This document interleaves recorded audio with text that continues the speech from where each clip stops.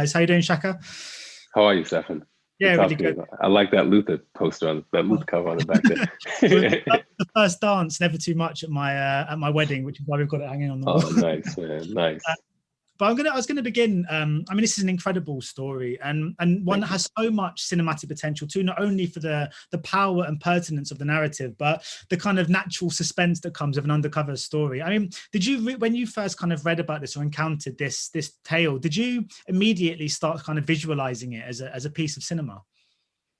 Well, I have to always give credit to the Lucas brothers, who brought the story to me, and the way that they pitched the story was, we kind of see this as the departed inside the world of COINTELPRO, and so that was kind of baked into the vision that they presented. And the moment that they said that to me, I did immediately see a movie.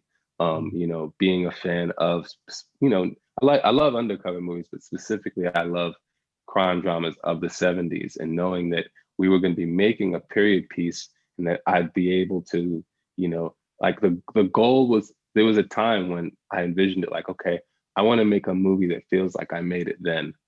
And then that changed, in terms of, wanting to contemporize things to some degree. But there's an element of that still remains, I think, in the tone. And I'm really proud of that. And I mean, I keep reading when I'm reading about the movie, the word relevant keeps coming up. And I mean, look, it can't be denied that the movie is relevant, sadly. But do you think actually this tale is one that has been relevant ever since these events took place? Do you think there is a particular pertinency now? But I mean, or are you frustrated by the constant use of the word relevant? Because this story and this battle is one that's been going on for decades.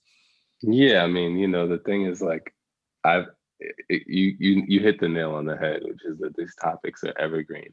They'll always be relevant because nothing's been done to address the problem.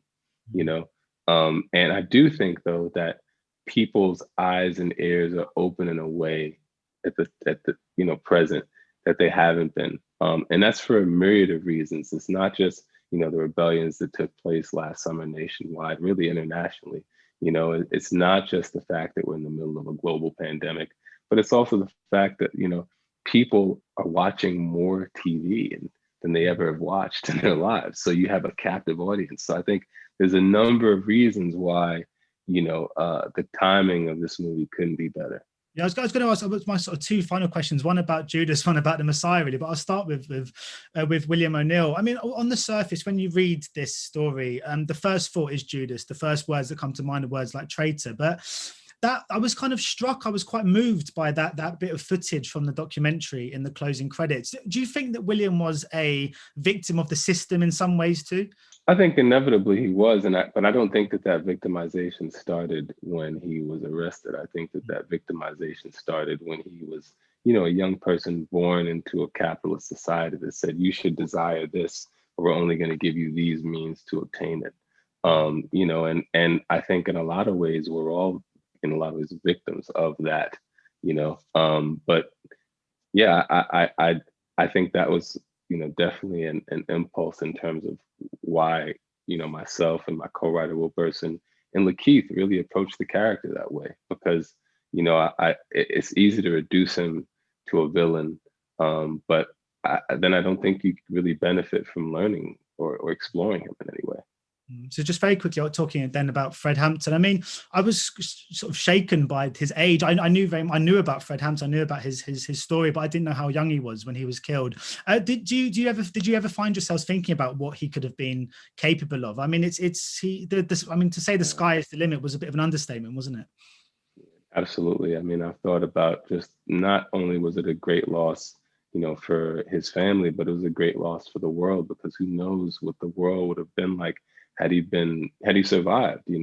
I mean, this was somebody who was being groomed to be the leader of the party on a national level, and what he would have been able to do, I can't even imagine.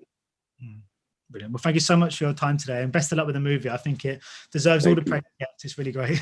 Cool. Thanks a lot, man. Appreciate it. Ladies and gentlemen, you're watching Hey You Guys. Hey You Guys, huh? Hey You Guys. Is that from the Goonies? It is indeed, yeah. Nice. Hey You Guys.